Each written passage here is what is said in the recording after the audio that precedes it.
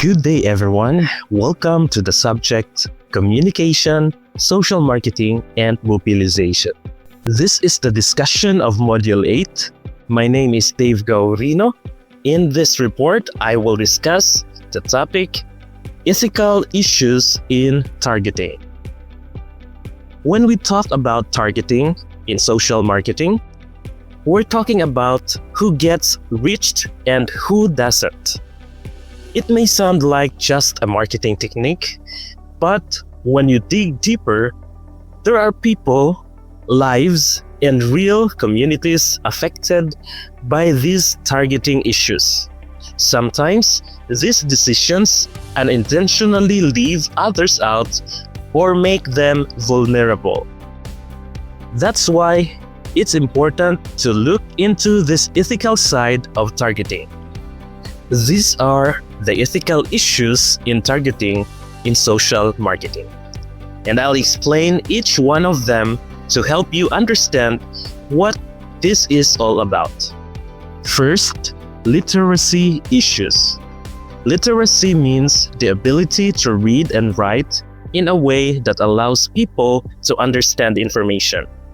Ethical issues happen when campaigns ignore that many people have limited reading skills.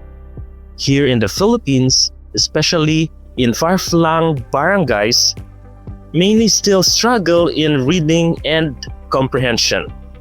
So, if we only rely on posters or leaflets with heavy text, we are not really reaching them. Instead, we confuse them or leave them out.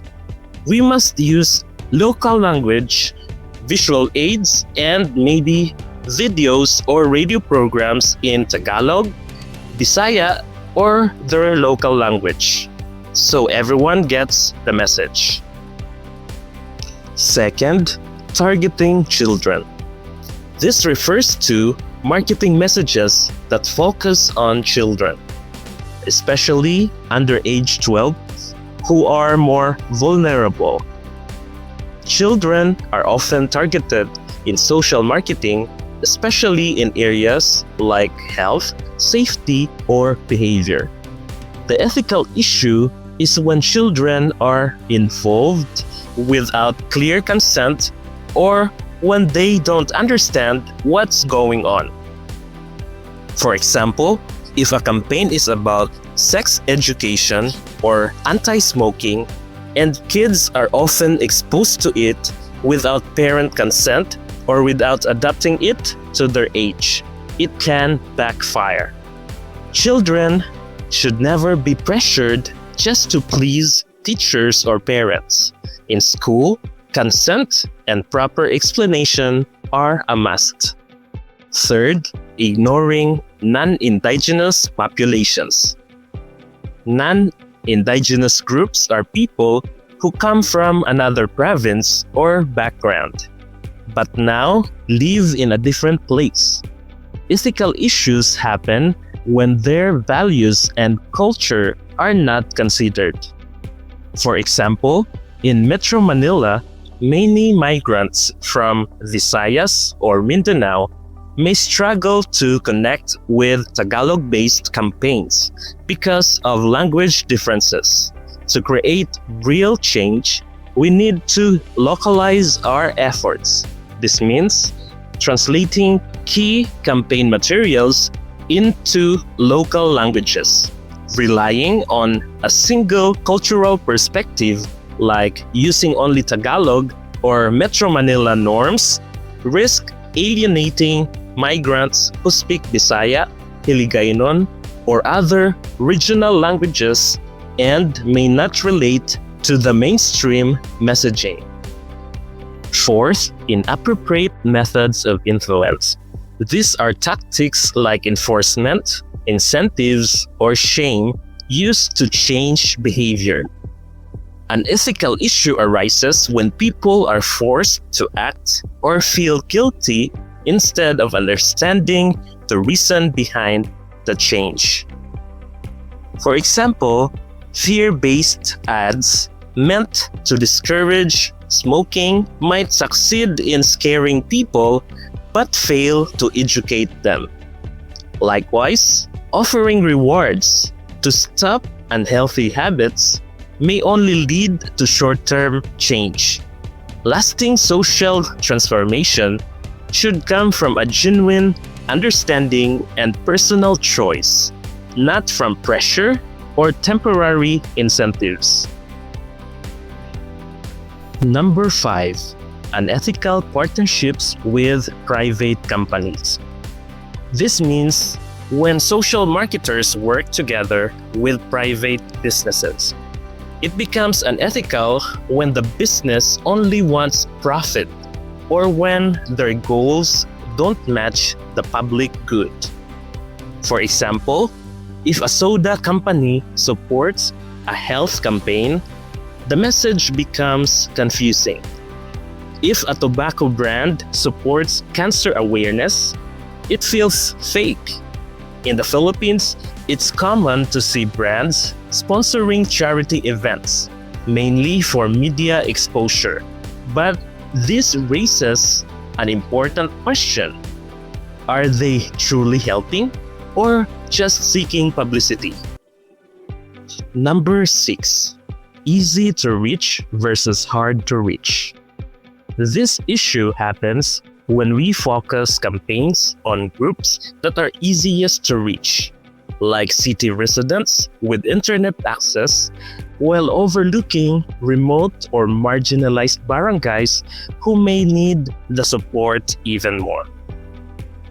For example, barangays in rural Mindanao or the mountain provinces of the Cordillera are often left out simply because they are hard to reach.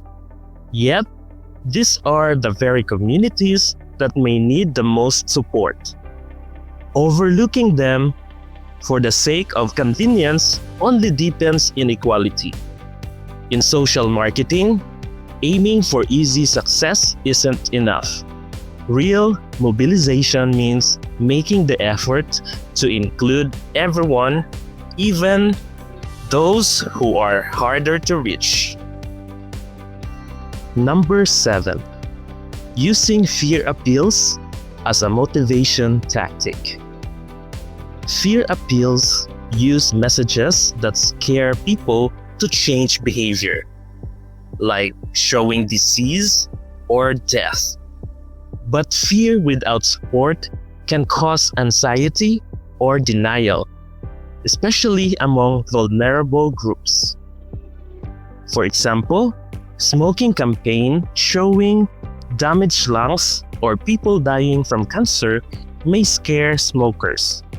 But without support, like counseling or quit smoking services, fear may just paralyze them or push them to ignore the message. For it to work, fear must be paired with real practical help. Number 8. Misusing humor in serious campaigns. Humor can oversimplify, mock, or misrepresent serious issues.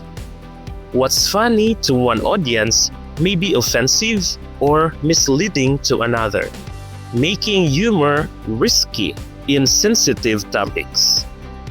For example, a sanitation ad using comedy might seem harmless, but if it ridicules poor hygiene in rural communities, it disrespects their realities. Social marketing must be sensitive in tone, especially with humor. Number 9. Incentives and penalties causing social divide. Incentives and penalties can lead to discrimination when not equally accessible or fairly applied. They benefit the privileged and punish those already facing barriers. For example, offering cash incentives for attending health seminars may seem helpful, but it overlooks those who can't leave work or family duty. On the other hand, penalties like cutting aid or limiting services can hurt people already struggling. What they need is compassion, flexibility, and real support, not added pressure. Number 10. Cultural misunderstanding in messaging. Culture refers to shared values, beliefs, language, and norms. Messages that do not align with a group's culture may be rejected or misinterpreted, leading to poor outcomes. For example, encouraging women to speak openly in mixed-gender forums can clash with traditional views on modesty and respect. In many rural areas, women are taught to be reserved around men. Social marketing must deeply respect and adapt to each culture it enters. In conclusion, we have learned that targeting in social marketing must come with responsibility. It's not just about reaching people fast, it's about fairness, respect, and long-term impact. Every Filipino, no matter where they are or what their background is, deserves access to truthful, respectful, and inclusive social messages. The idea is not just to change behavior, but to uplift lives. As social marketers or advocates, we must put ethics at the heart of our campaigns. Not because it's easy, but because it is the right thing to do. When we do this, we don't just spread messages. We build trust, we build community. And that is what true social mobilization is all about. And for our discussion questions, I have 2 questions for you. First, how can social marketing campaigns avoid excluding or offending marginalized groups like non-indigenous populations, children, and low literacy individuals while still remaining effective and scalable? Second, how can humor, fear, and incentives used in social marketing make a message more effective for some groups but harmful or offensive to others? I'm excited to read all your answers to these questions. That's the end of my report. Thank you for listening.